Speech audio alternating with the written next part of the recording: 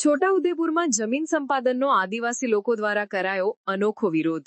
કવાંટ તાલુકાના નાંખલ ગામના 200 જેટલા આદિવાસી લોકો પારંપરિક ઢોલ નગારા વગાડતા પહોંચ્યા કલેક્ટર કચેરીએ। કવાંટ તાલુકાના અનેક વિસ્તારોમાં રેર અર્થ ખનીજ હોવાનું આવ્યું છે સામે। લાંબા સમયથી સરકારના સંબંધિત વિભાગ દ્વારા રેર અર્થ માટે કરાઈ રહ્યું છે સર્વે। સરકાર દ્વારા જીએમડીસી થકી અનેક ગામોની જમીન સંપાદન માટેની શરૂ કરાઈ છે કાર્યવાહી। 28 ગામની જમીન સંપાદન કરાવવાની ભીતિને લઈ પંથકના લોકોનો ઉગ્ર વિરોધ।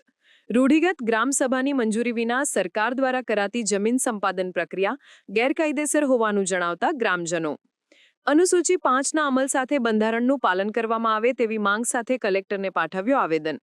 રેર અર્થમાં યુરેનિયમ નામનું અમૂલ્ય ખનીજ હોવાનું ચર્ચાઈ રહ્યું છે। સ્થાનિકોની માંગ સરકાર સુધી પહોંચાડવાની કલેક્ટરે આપી બાંહેધરી।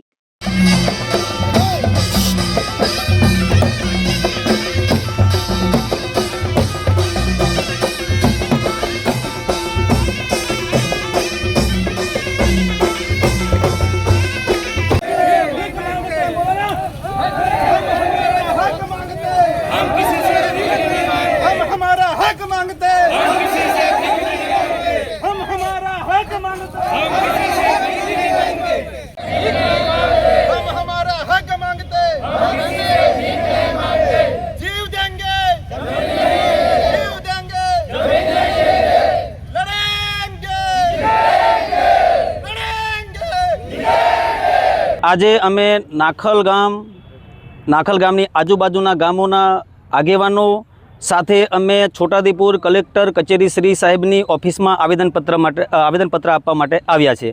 મેન અમારો પ્રશ્ન એ છે કે અમારો સમાજ આદિ અનાદિ કાળથી પહાડોમાં ડુંગરમાં વસનારો સમાજ છે।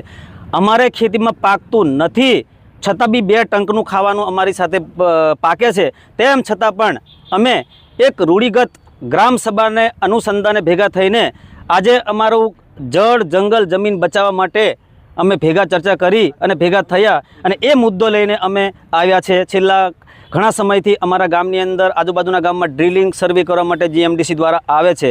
અમે પૂછવામાં આવે ત્યારે અમને જવાબ આપતા નથી।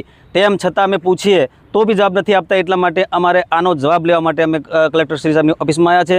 બીજું કે ગામ વતી અમે એવું પણ જણાવીએ છીએ કે સર્વે કરે અને સર્વે કર્યા પછી કંઈક ખનિજ નીકળે તો અમારા સમાજનું શું, અમારા ગામનું શું, એનો મેન અમારો આ પ્રશ્ન છે। એ ગંભીર પ્રશ્ન છે અને અમે અમારી જમીનમાં ખોદવા દઈએ નહીં કે ડ્રિલિંગ કરવા નહીં દઈએ એ આપના માધ્યમથી કલેક્ટર શ્રી સાહેબને અમે કહેવા માટે આવ્યા છીએ। આગામી તમારી રણનીતિ શું રહેશે? આગામી રણનીતિ અમારા જે ગામના જે રૂઢિગત ગ્રામસભા છે એ ગ્રામસભામાં જે કંઈક નિર્ણય લેવાય એને અનુસંધાને અમે આગળ કરીશું। જોહાર, જય આદિવાસી।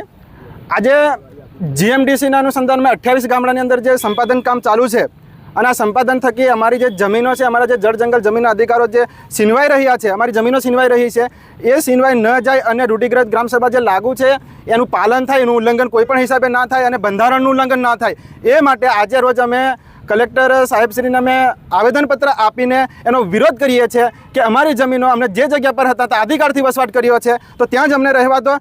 અમારી જમીન છે, રૂઢિગત ગ્રામસભા અમારી લાગુ છે તો તમે દખલગીરી ના કરશો। એ જ અમારે અત્યારે વિરોધ નોંધાવી રહ્યા છે અને આવેદનપત્ર આપ્યું છે અને આવતીકાલે રાજ્યપાલ અને રાષ્ટ્રપતિને પણ મોકલવાના છે। આજે તમે જે આવેદનપત્ર આપ્યું આદિવાસી સમાજની રીત રિવાજ અને પરંપરા અને જો કારણ શું જે અમારી રૂઢિગત ગ્રામસભા છે એમાં ફાઈઓની સૂચિમાંથી અમે જો બહાર નીકળીશું, જો અમારી ભાષા, બોલી, પરંપરા, સંસ્કૃતિ, અમારા રીત રિવાજો પણ અલગ છે, જો અમે ત્યાંથી અમે સંપાદન કે સ્થળાંતર કરીને અમે જો જઈશું તો અમારી ભાષા, બોલી, અમારી જે રૂઢિગત પ્રથાઓ છે એ પણ અમારી નાશ થઈ જશે। અને મારું ડૉક્ટર ગબ્બર રાઠવા।